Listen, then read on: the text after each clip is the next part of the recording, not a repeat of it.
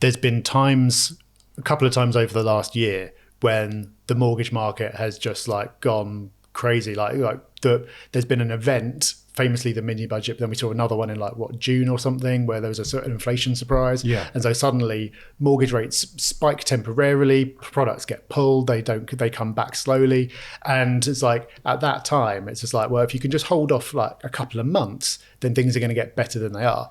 Now we're at a point where it's like, things might get, rates will come down probably somewhat from where they are, but they're not. If you borrowed at 2 and now you're getting quoted 6, it might come down to 5, might come down to 4. It's not going to go back to 2 again. No. So people are going to be paying a lot more than they were, and there's not really much of a way around that.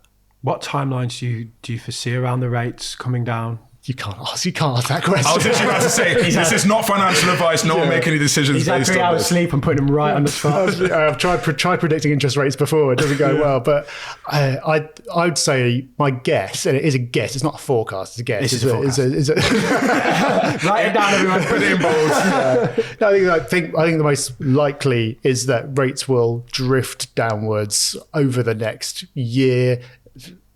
Somewhat, but not well. We're not going. I think you need to realise we've moved from one world into another, and that world was not normal. You know, it was not normal. Zero rates. I think the long-term average is much more closer to 4 or 5% than it is 0. Obviously, yeah. It felt normal because we had it for 14 years, and so a lot of people growing up not knowing any different. But it wasn't normal. It would have been better, I believe, if we'd gradually increased rates over that period of time, rather than suddenly going snap from 0 to 5 or whatever.